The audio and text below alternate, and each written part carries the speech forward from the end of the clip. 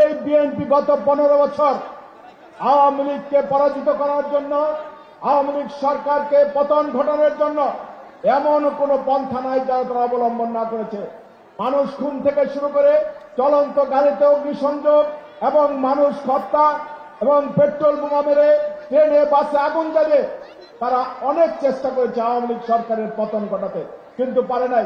সর্বশেষ গত 28 অক্টোবর আর একটা সমাবেশ দিয়েছিল এবং সেই সমাবেশ থেকে তারা সরাসরি রাষ্ট্র ক্ষমতা দখল করতে চেয়েছিলেন, কিন্তু সেই ষড়যন্ত্র তাদের ব্যর্থ হয়েছে। তারপর এসেছিল গত 7 জানুয়ারি জাতীয় নির্বাচন।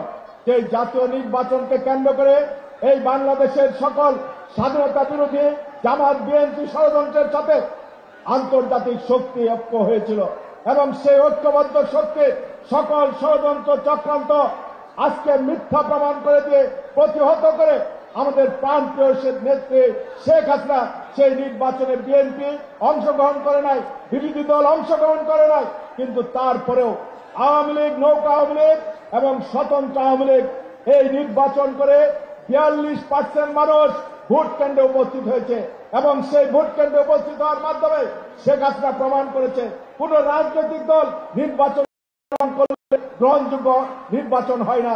জনগণ নির্বাচনে অংশগ্রহণ করলে, ভোট কেন্দ্রে আসলে সেই নির্বাচন গ্রহণযোগ্য হয় এবং এর মাধ্যমে প্রমাণ করেছেন সেই আন্তর্জাতিক শক্তি যারা চেয়েছিল এই নির্বাচনের দিন ভোট কেন্দ্রে মানুষ আসবে না এবং ভোটের পরের দিন বিভিন্ন ধরনের স্যাংশন দিয়ে এই সরকারের পতন ঘটে ওই জামাত বিএনপি ষড়যন্ত্র চক্রান্ত করে তৃতীয় শক্তিকে রাষ্ট্র ক্ষমতা এনে রাষ্ট্র ক্ষমতা দখল করতে চেয়েছিলেন, কিন্তু তাদের সেই পরিকল্পনা ভেস্তে গিয়েছে।